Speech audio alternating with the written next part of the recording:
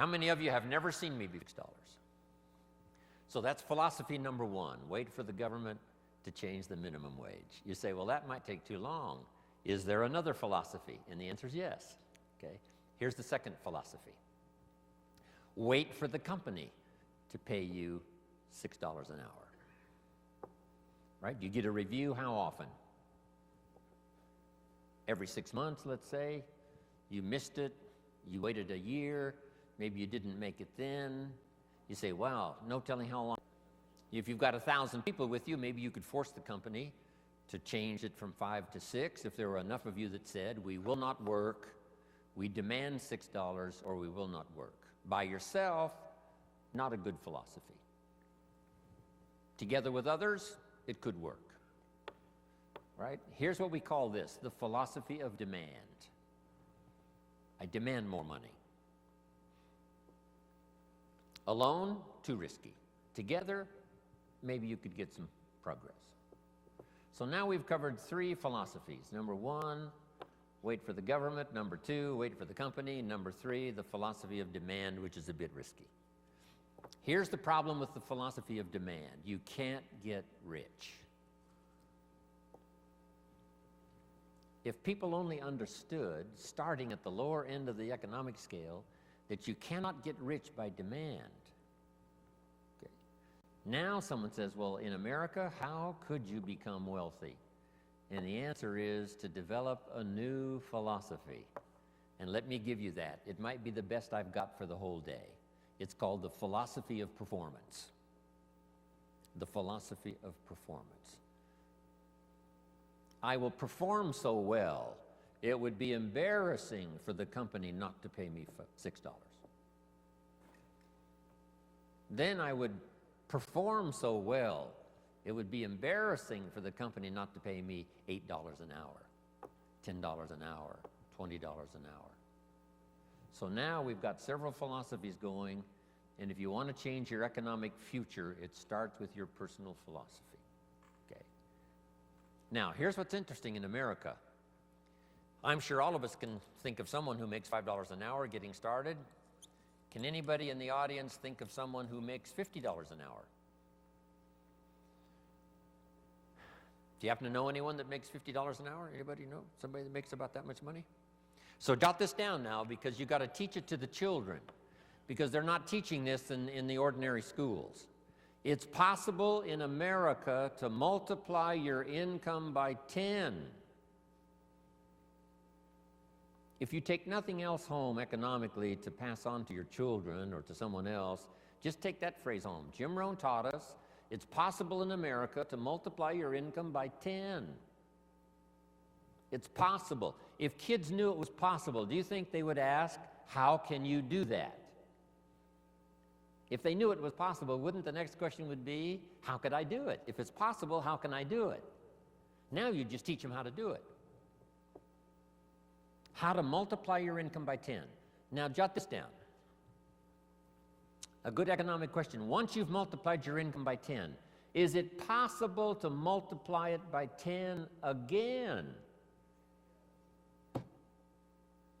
Not only to multiply it by 10, but to multiply your income by 10 again. Do you know anybody that makes $500 an hour? Can you think of someone? Makes $500 an hour? Right. My Beverly Hills lawyer makes more than $500 an hour. So jot this down. It's not only possible in America to multiply your income by 10, it's possible to multiply it by 10 again. Do you think kids would be excited to hear this philosophy? I'm sure they would. How can you multiply your income by 10 and then multiply it by 10 again? Now, if you multiplied it by 10 and then multiplied it again by 10, would it be possible? Would it be possible to multiply it by 10 again? Can you think of anybody that makes $5,000 an hour?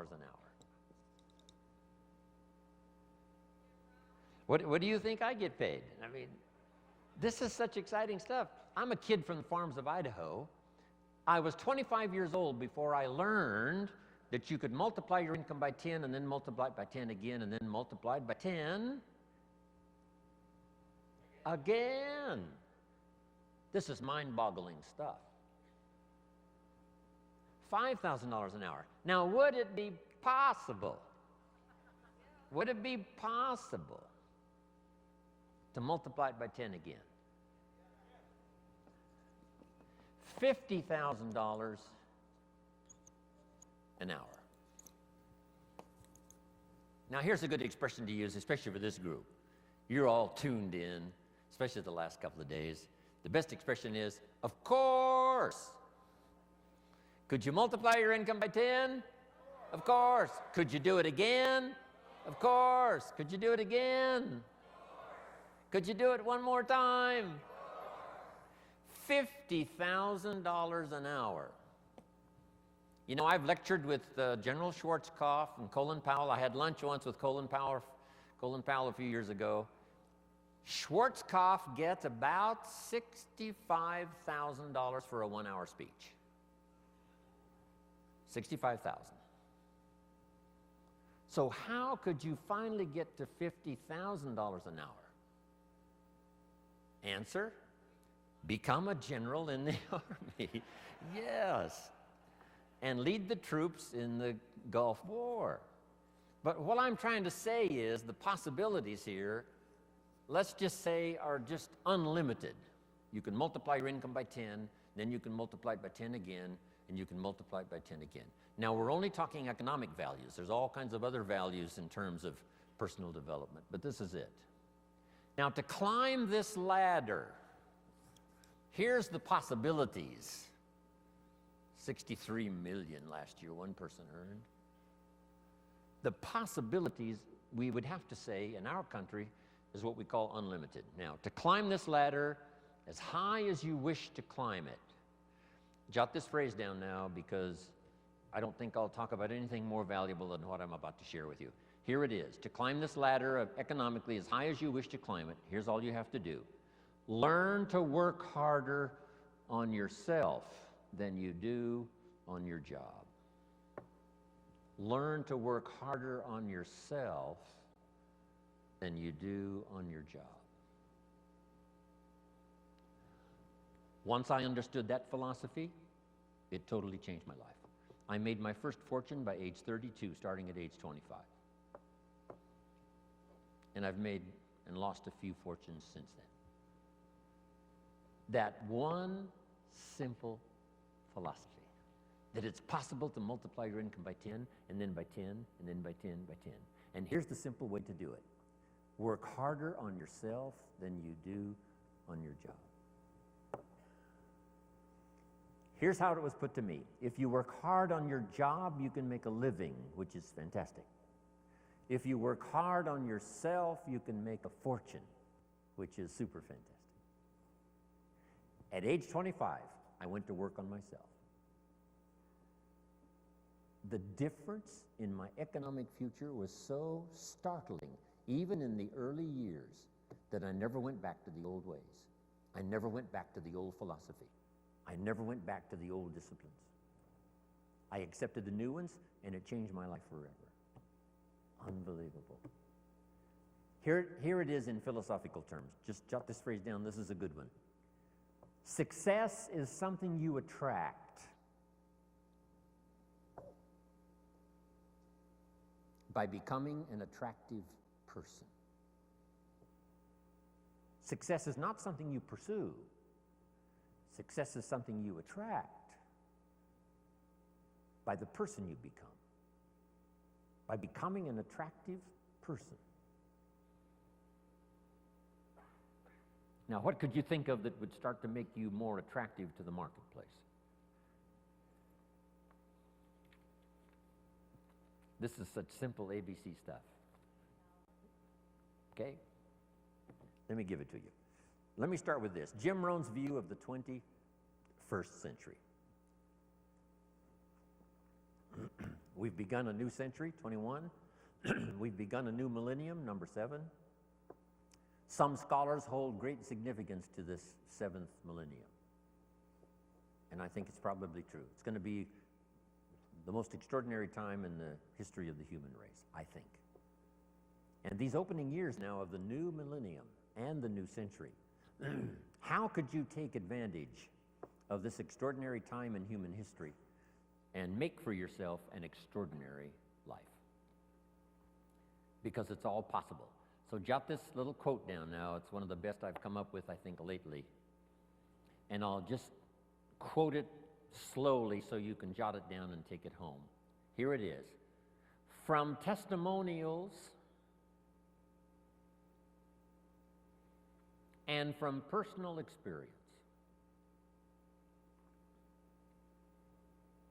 we have enough information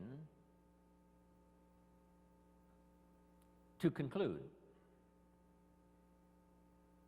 that it's possible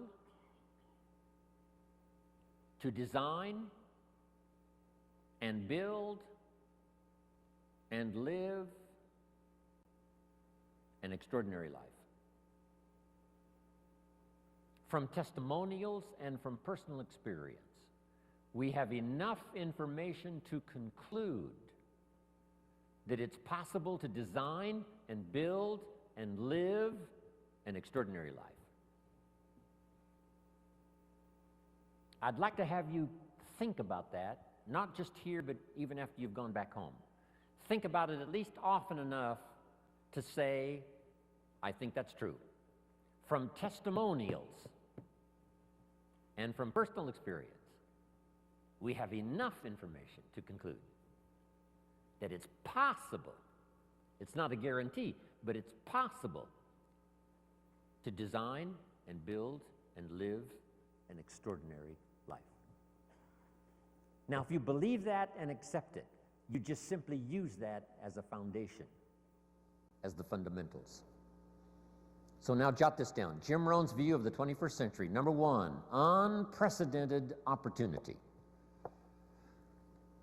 Unprecedented opportunity.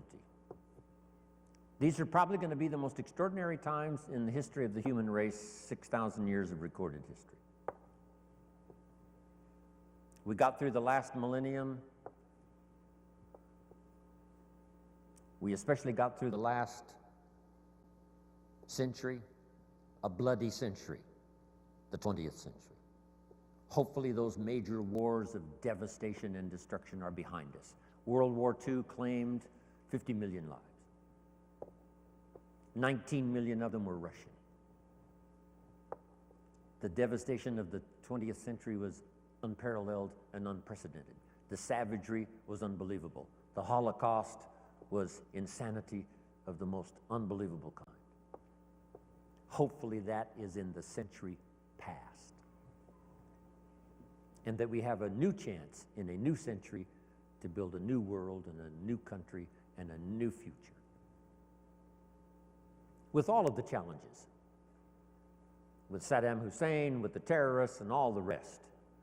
Once the walls came down, about 12, 13 years ago, and I was just in Berlin the other day lecturing and had a chance to go to the Brandenburg Gate, Checkpoint Charlie, see part of the old Berlin Wall. Once those walls came down 13 years ago, the world now has forever changed. Because here's how the history of the human race reads. Opportunity mixed with difficulty. Sometimes more difficulty than opportunity. The history of the human race reads tyranny and liberty. Sometimes more tyranny than liberty. But now the world has totally changed. Since communism is on the run, the dictators, most of them are all gone. When I used to lecture years ago in South America, every country had a dictator. Now they're all gone. Castro and a few are left, but that's it. And they will soon all be gone.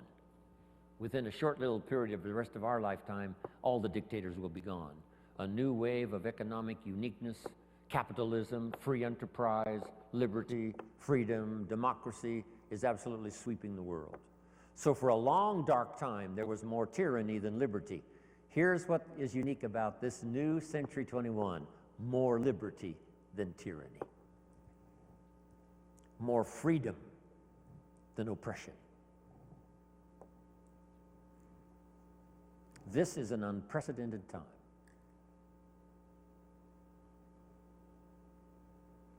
Unbelievable opportunity. We have the technology to accomplish the most incredible things. We pick up a telephone now and talk to somebody on the other side of the world with ease. It's incredible.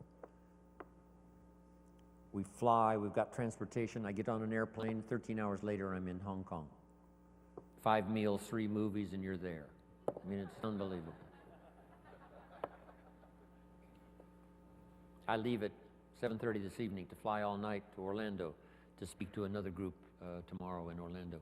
It's amazing. With the jets, you can cover the world. I fly the Concorde, 3 hours London, New York. If you fly the Concorde, you can see 2 sunsets in one day. If you're in London when the sun goes down, you fly the Concorde to New York, you watch the sun go down for the second time. I told the group at our little breakfast meeting this morning, if you fly the Concorde due west, the sun comes up in the west. If you haven't tried that, you must try it. On the Concorde, you meet unique people. I met Henry Kissinger on the Concorde. Henry said, I had breakfast in Paris, I'm having lunch here in London, I'm having dinner tonight in New York. If you fly the Concorde. Before his accident, I met Christopher Reeves a couple of times on the Concorde. Said to my business partner, we're going to be okay, Superman's on this plane.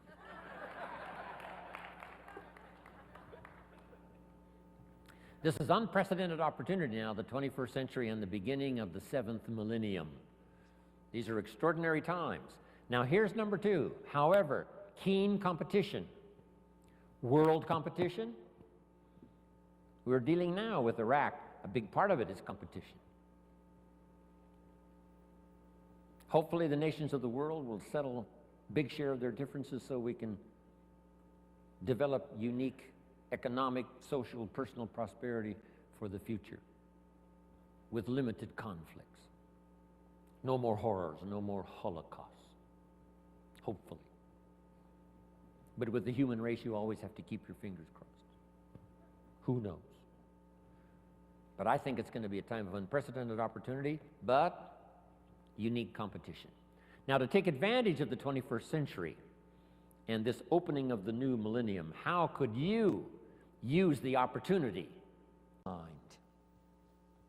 Now that you've arrived, told me your story, I'm beginning to see the light. Words. The old prophet said this, words are like a lamp for your feet so you can see where to walk. And words are like a light for your pathway so you can see where to go. With words, you can show somebody where to step and where to go. Wow. I said a little prayer before I left my hotel room this morning and asked God to give me a little stronger gift of words today so that my words might have meaning. Maybe I've caught you at just the right time. Maybe this is the moment for you. And if I can say something uniquely enough, using the English language best as I can, words are sometimes clumsy when you try to express what's going on in your head, let alone your heart. But if I can do as good a job as I possibly can in the session we've got this morning and then again this afternoon, by the time I'm finished, maybe my words will help turn on another light for you.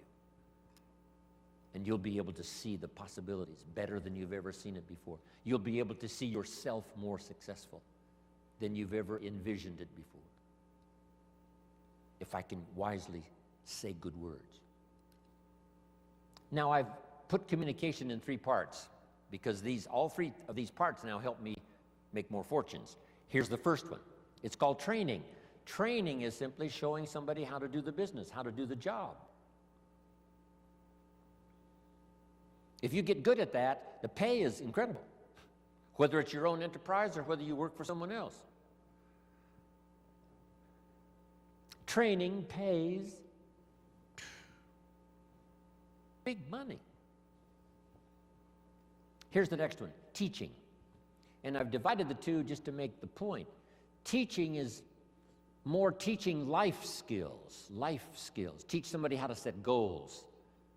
Gary mentioned, right, making the list and checking them off. Today he gets to check one off. Jim Rohn arrives in San Jose, Santa Clara. I'm so excited about that. Teaching leadership. teaching management, teaching how to become powerful, gifted, influential, teaching father skills, mother skills. I've now, the last 15 years, learned grandfather skills. I set a goal when I became a grandfather to be one of the best grandfathers any grandchildren ever had in the whole wide world. I practice it. I think about it. How to use my newfound life as a grandfather and learn every skill possible to dazzle my grandchildren. I'm one of the best.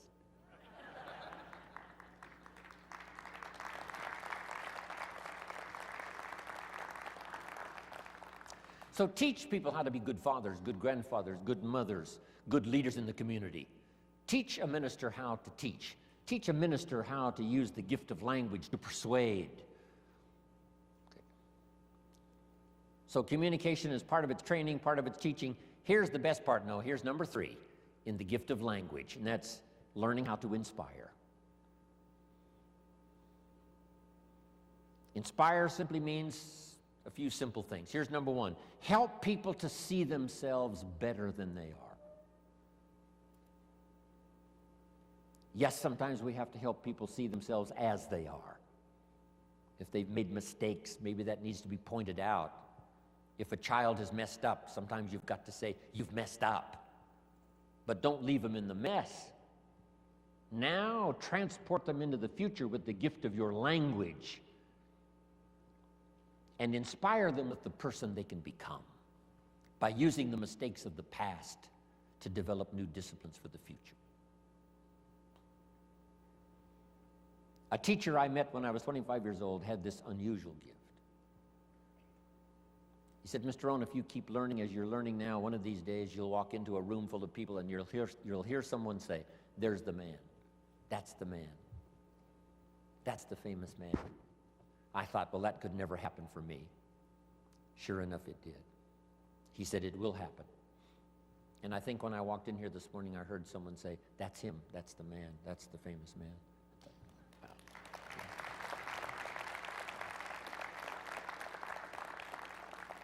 You must transport your children into the future.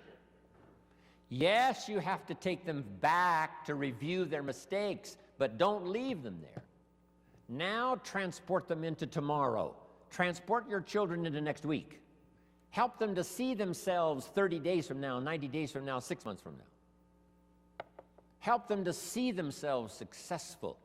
It's your gift of language that can do that. Help them to have faith for themselves and faith for the future. The sacred writing says this, faith comes by hearing words, good words. Somebody who well chooses their words and delivers them with uniqueness can inspire faith for somebody to believe the most impossible things can be possible. And that excitement of possibilities comes from hearing or reading unique words. One of the best phrases I could give you for the day, here it is. Don't be lazy in language. Don't be lazy in language, because the gift of language can create a career. It can help somebody see the way into the future. It can help somebody change from who they are to who they would like to be. It will help you to see the gift of your own intellect. There's an innate vocabulary in all of us that helps us to see, helps us to translate what's going on in the world, what's happening, so that we can make good decisions instead of poor ones. We can make less mistakes this year than we made last year. One of the major things to pray for is to be gifted in language, because it can have such a dynamic effect on your children. It can have such a dynamic effect on your business. It can have such a dynamic effect on your customers. It can have such a dynamic effect on your business partners, that not to continually get better and better at the gift of language would be a great mistake. Let it open doors nothing else will open, the gift of your language. Let it help people to see possibilities that they cannot see now. And you join in those possibilities and make another fortune and another fortune.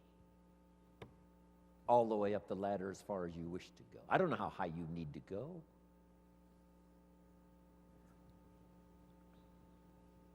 What were the instructions given to the first couple after the garden experience, Adam and Eve, according to the storyteller?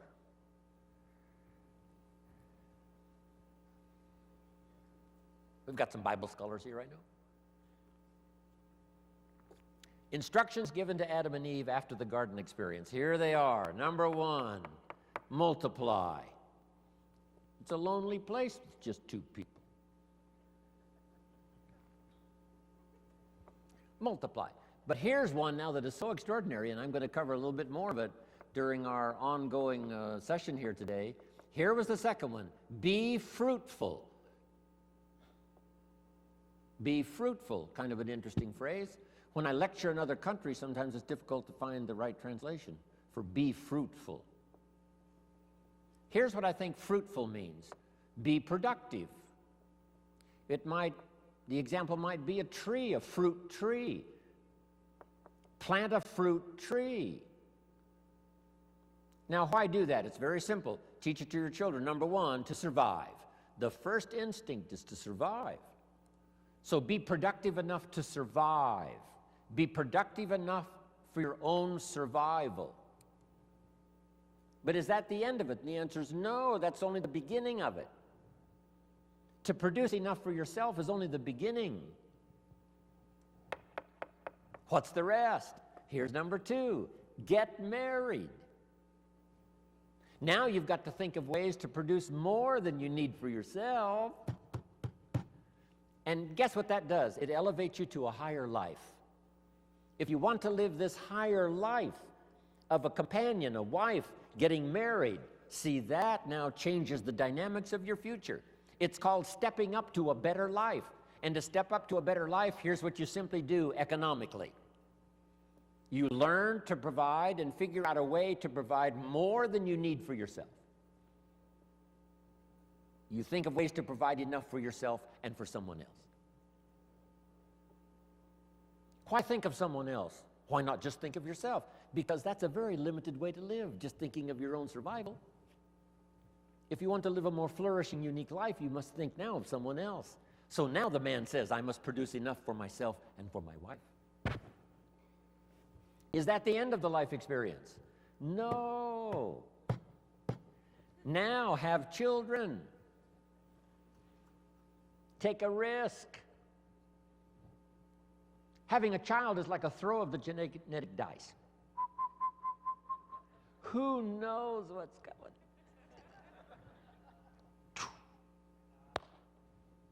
See what happens. But now a man who now wants the experience of having children must now think of ways to produce enough for himself and for his family. Someone says, why do that? Why not just take care of yourself? Because that's such a beginning way to live. Survival is okay, but it's not the good life. Now take it a step further. Jot this one down. A man now figures out, because he's learned now, he's experienced, and he understands what life is all about. Now he figures out how to produce more than he needs for himself and for his family. Just jot the word down, more. Keep thinking more. How could I produce more than I need for myself and for my family? Someone says, why do that? And the answer is to live a higher life, because now you can be generous.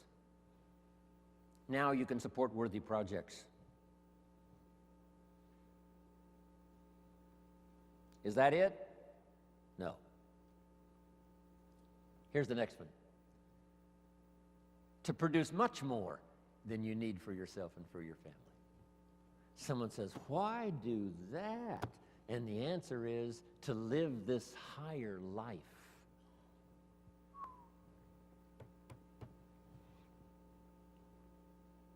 What if you earned $10 million one year and you and your family only needed $3 million? That would probably take care of the average family, $3 million. Some families are more expensive than others, but let's say $3 million would pretty well take care of most families. But you made $10 million, and you and your family only needed $3 million. Now you've got $7 million to give. Wouldn't you like to live that kind of life? Someone says, why do that? And the answer is, the possibilities of economics are so available that if you wish to, you can not only earn enough for yourself and for your family, you can earn more than you need for yourself and for your family, and if you really wanted to, you could earn much more than you need for yourself and for your family.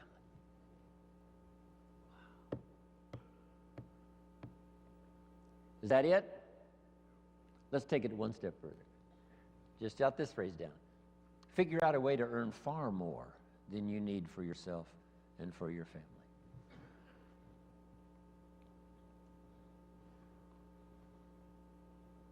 Gary talked about Mark Hughes. I met Mark when he was 19. I still do a lot of work for Herbalife around the world.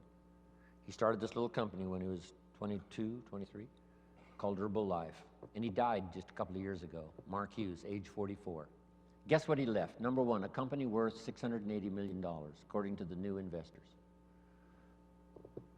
Here's what he left his son, $350 million. Estimated wealth he created for those who worked for him during the 20 years he was alive, about $3.5 billion. Imagine having the zest and having the wish and having the desire to create billions in wealth, not just for yourself, but for others. 350 million, nice little nest egg for your son. Somebody says, why do that?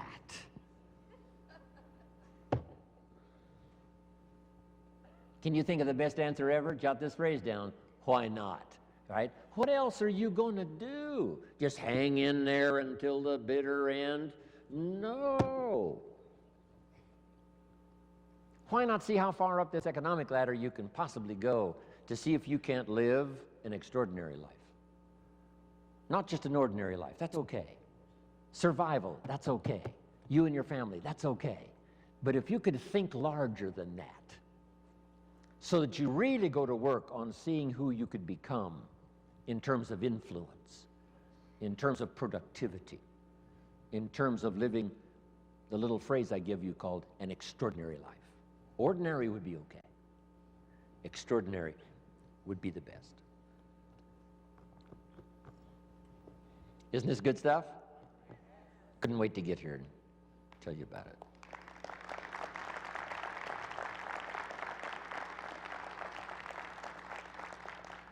I could hardly wait to hear what I've got to say today.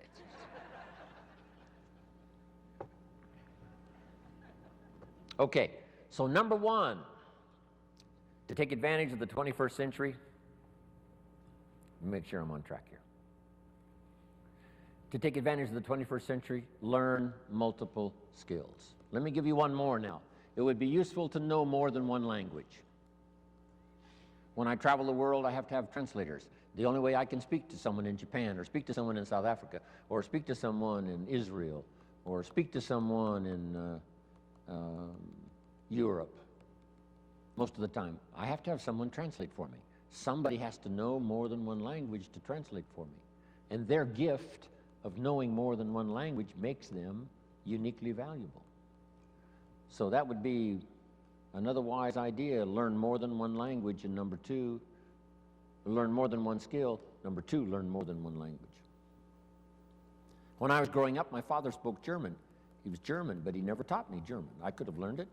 My mother was English, but she spoke French, but she never taught me the French. When I was growing up, they said, you know, leave the old world languages behind. This is America now, English, English, English. Now we know much better. My parents, I could have learned 3 languages as easy as one growing up. So, if you think the time has passed for you to learn that second, third language, make this note now. It's one of the best for the day.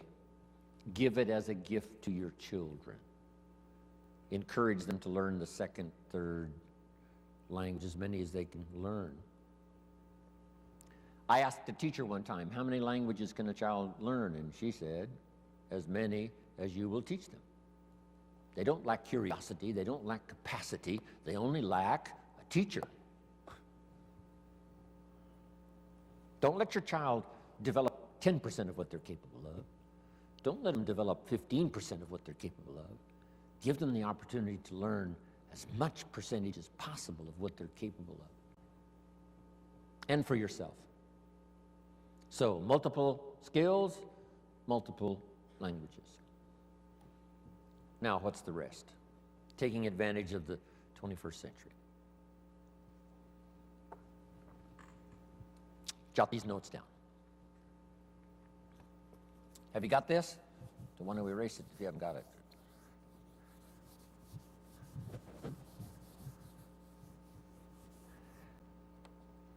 I've got 5 key things to talk about during my presentation for the day. 5 good basic ideas. These are called basics, fundamentals. And it's interesting that I only have 5. How many fundamentals are there to anything? Here's a good phrase, just a few, meaning anybody can learn them. There's just a few fundamentals to being healthy. If someone says, I'm going to teach you the 50 fundamentals to good health, you say, well, that doesn't make sense. There's not 50 fundamentals to have good health. There's just a few. 6, 7, 8, that's about it. If you want to learn to play basketball, you got to learn the fundamentals. How many fundamentals are there to the game of basketball? Just a few. 5, 6, if you become extremely gifted, maybe 7, 8, that's it. That's it.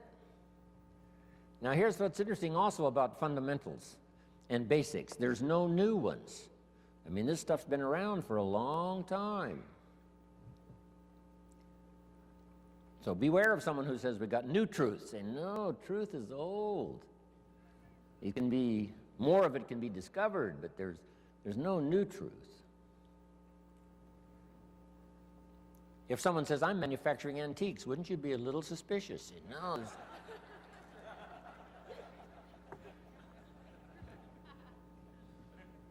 So, skills and fundamentals are like antiques. They've been around forever. The law of averages I teach in one of my seminars. The law of averages. Here's what it says. If you do something often enough, you'll soon have a ratio of results. If you do something often enough, you'll soon have a ratio of results. If at first you talk to 10 people, get 1 to say yes. That means you're getting 1 out of 10. Talk to 10 more, get another one. Talk to 10 more, get another one. Talk to 10 more, get 2 instead of 1. Why is that? You're getting better. The law of averages works for anyone. One we've learned for a long time. Here it is. It doesn't ever change. Whether it's a church or a business, 20% of the people do 80%, 80% do 20%.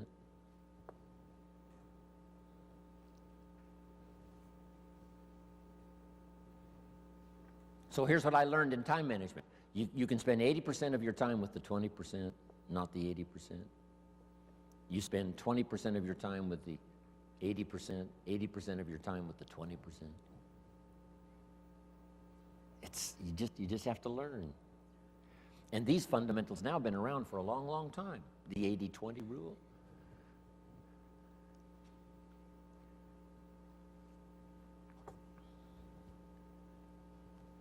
We bring products, tapes, books, videos, right? Things to buy for your ongoing education. We bring books and tapes and CDs, and we bring all that stuff for how many people? You say, well, you'd bring enough for 100% of the people. No. No. No. 20%. You bring all the stuff for the 20%, not the 80. Isn't that fascinating? 20%.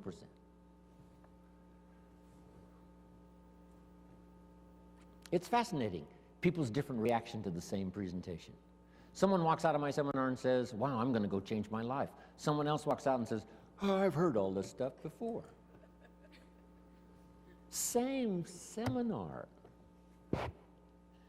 It said the first day the Christian church was started, first day, the speaker, Peter, got up gave this classic presentation to a multitude, vast number of people. And what was interesting was when he finished, the reaction to his presentation. It said some of the, I think there were thousands. It said some of them laughed at him. And I thought, why would they laugh? He seemed sincere to me. And it said some of them mocked him. And I thought, why would they do that? And I found out they're the mockers. That's what they're supposed to do. And the laughers are supposed to laugh. It said some that heard this magnificent presentation didn't know what was going on. And they're easy to spot. They're usually saying, what's going on, right? I mean, they don't know what's happening. But then it says this, some that heard believed. And the number that believed was about 3,000. Didn't give us the total, but out of the total, 3,000 said, hey, this is good enough to follow. So that's life. Once you learn the percentages, right? It's called the law of averages. It's one of the best studies. It's in some of my CDs and presentations. But now, let's talk about the fundamentals of life, the fundamentals of success. There's just a few. They're basic. It's like ABCs, which I deal with primarily, ABCs. So let's go through them. Here's number one. We've talked a little bit about it by way of introductory. It's called, one, your personal philosophy.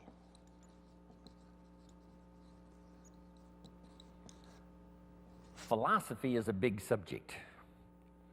Political philosophy.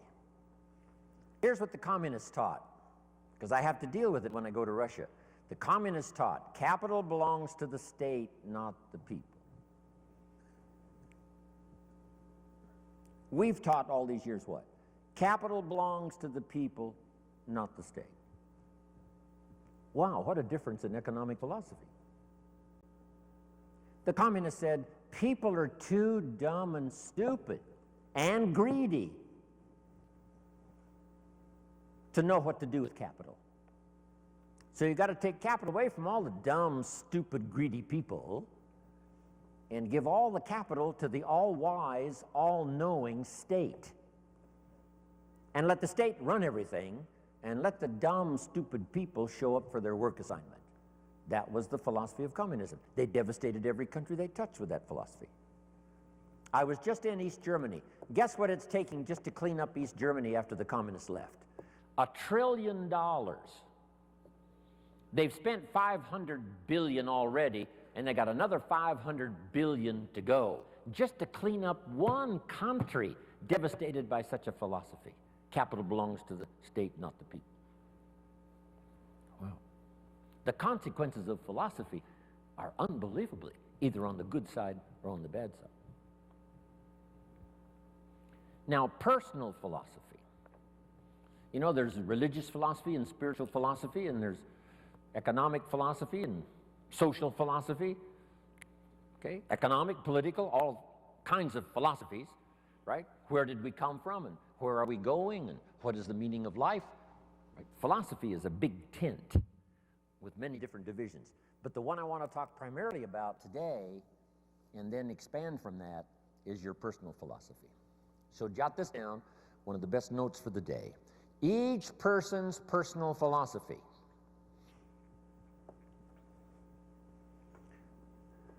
is the greatest determining factor in how your life works out.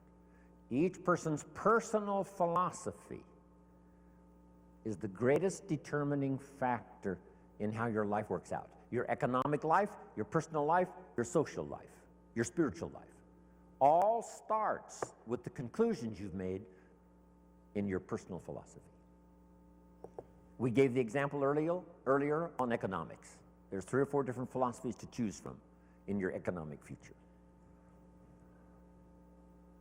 Now make this note. Personal philosophy is like a guidance system. A guidance system. And it has to start early. When a child goes to school, they've got to have a pretty good guidance system working. And this guidance system does just 2 things primarily. Here's number one. This guidance system helps you to see the dangers over here and try to minimize those or eliminate some of those. That's one of the first orders of human existence, is to learn early where the dangers are so they don't swallow you up, don't devastate you economically, socially, personally, or lose your life. Kids have to get this guidance system working early to spot the signals of the dangers that could wreck their chances to live a good life. Now, this guidance system also helps you to see over here the opportunities so that you could maximize those. So if you learn to minimize the dangers, maximize the opportunities within this working environment now, we call this working things out to live a good life. But you can't possibly live much of a good life if you don't keep learning where the dangers are so you can avoid those, and learn where the opportunities are so that you can maximize those. That's about as simple as I can put working on your personal philosophy.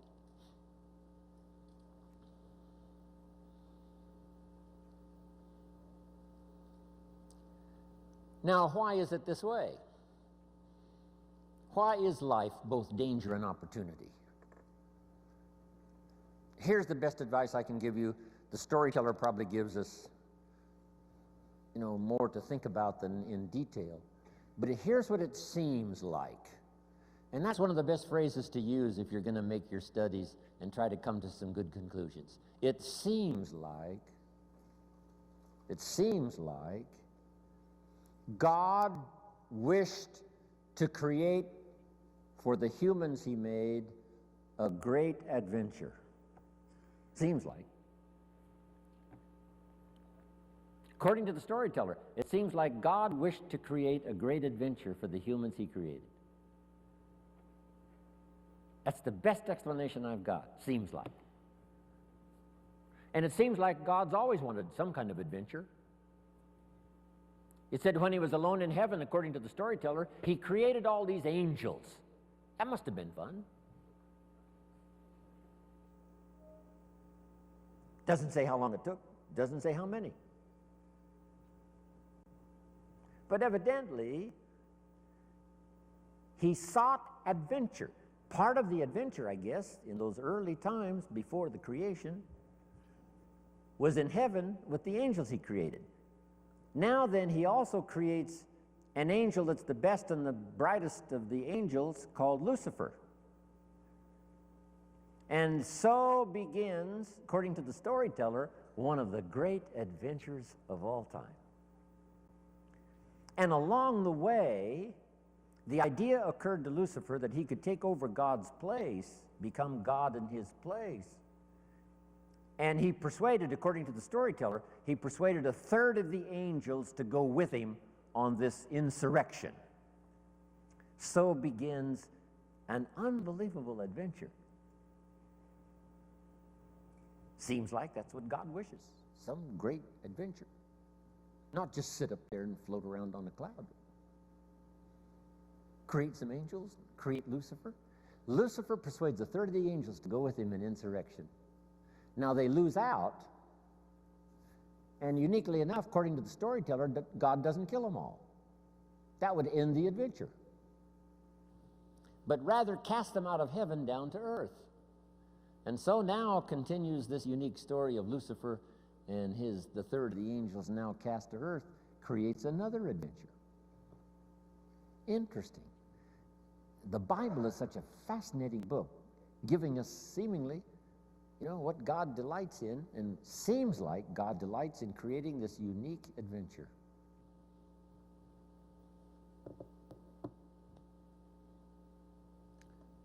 One of the ancient stories says God and Satan were talking things over one day. I thought, well, that doesn't seem possible. But the storyteller says they're looking down on the earth and they're talking things over. I thought, wow, that's remarkable. God and Satan getting together and talking things over. Now, the storyteller doesn't give us many details, so we've got to use our imagination. And on this particular occasion, God got to bragging on one of his favorite creation, his favorite persons, called Job.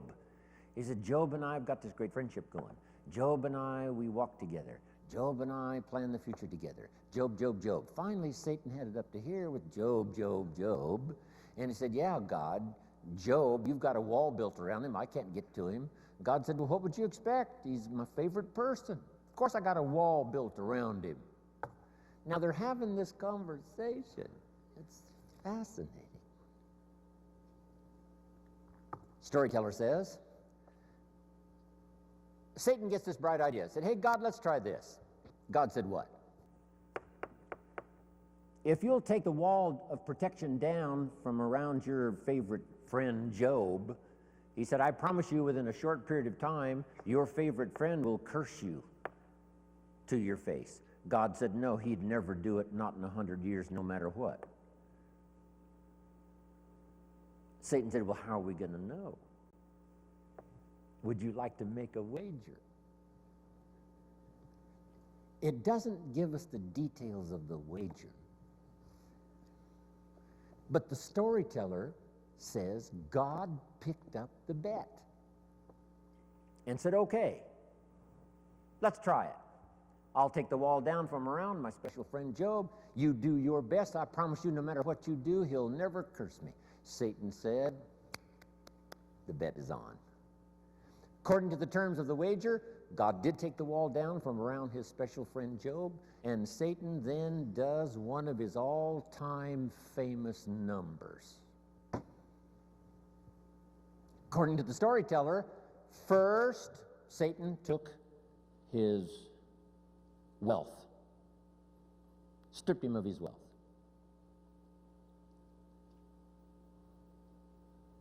Satan said, that'll do it. Where's your friend God? He didn't curse God. Satan said, well, number two, took his health. Blow number two. Surely now he'll curse his friend God. No. Blow number three, and the worst, took his family. His health, his wealth, and his family. Gone. Satan said to God, here's where he does it. And sure enough, Job's wife comes along and says, Job, looks like your friend God has long forsaken you. You might as well curse him and die. And Satan said, here's where he does it. And God says, well, he hasn't talked yet. And while they both listen, Job says, never would I curse my friend God no matter what happens. God said, I knew it. I knew it.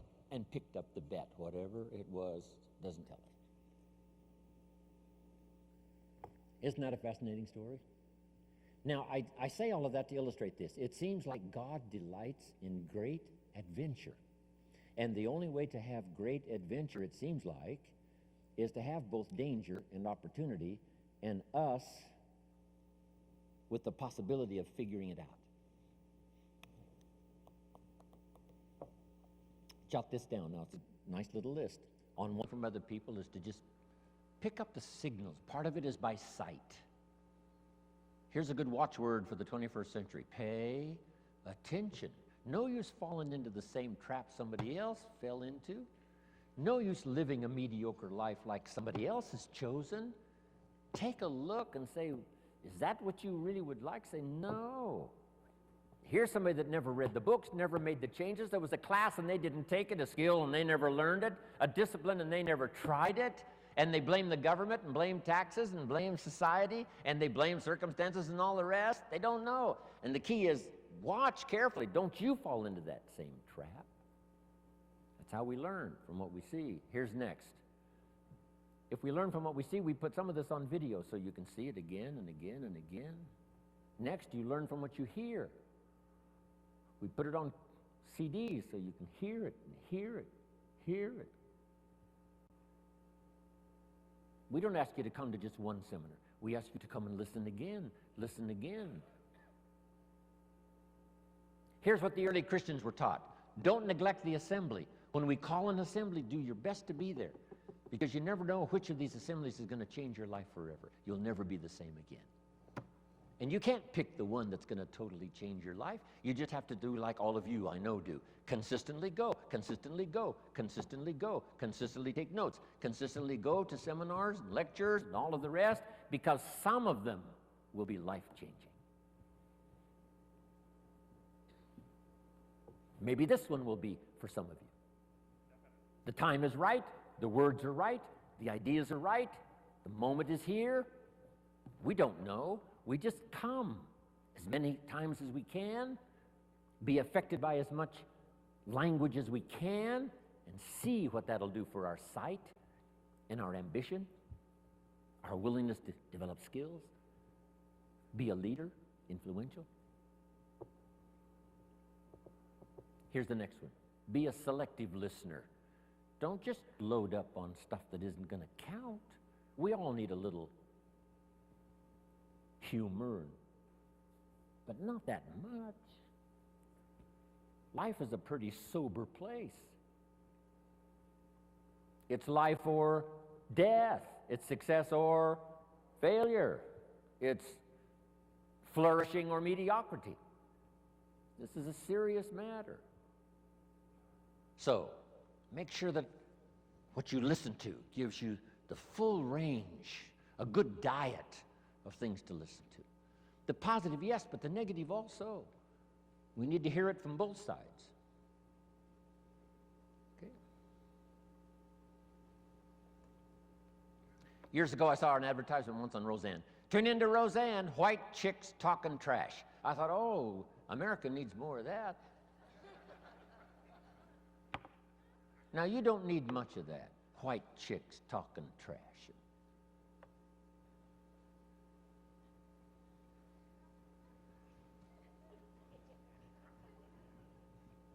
Here's a good note. This is a good one. My teacher taught me when I was 25, stand guard at the door of your mind. Stand guard at the door of your mind. And you decide what to listen to, what not to listen to, how much time to give to what.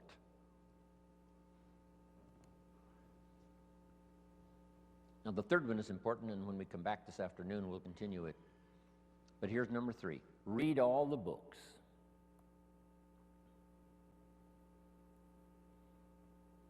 Now, there's millions of books, so you can't read all the books. But here's what I mean by read all the books.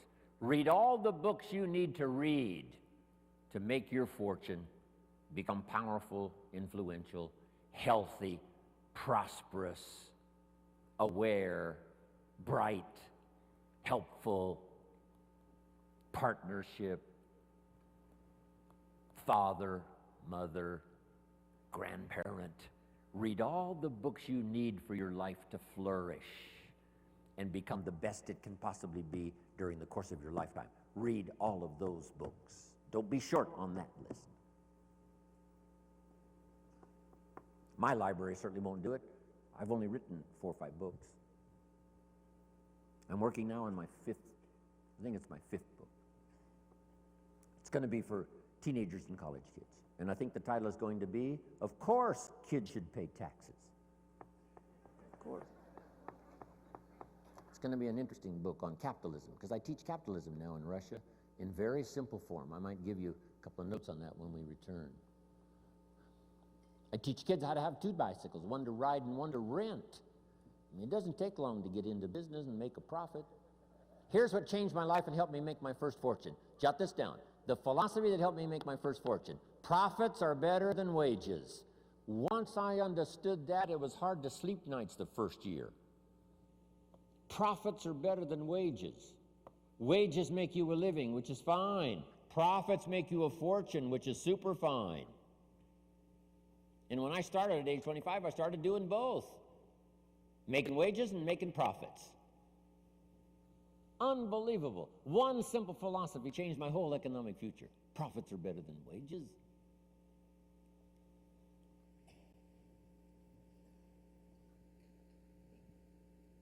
Read all the books necessary. Now, I'm going to give you some that started my library. I've got one of the best. If you saw it, you'd be impressed. haven't read everything in my library, but I feel smarter just walking in it. Right. Okay, Gary, where are you? Enough for the first go around here. We'll be back this afternoon with some more. Thank you for your patience. Appreciate it very much. God bless. Amen. Ladies and gentlemen, Mr. Jim Run. Wow, thank you. Thanks, Gary. Appreciate it.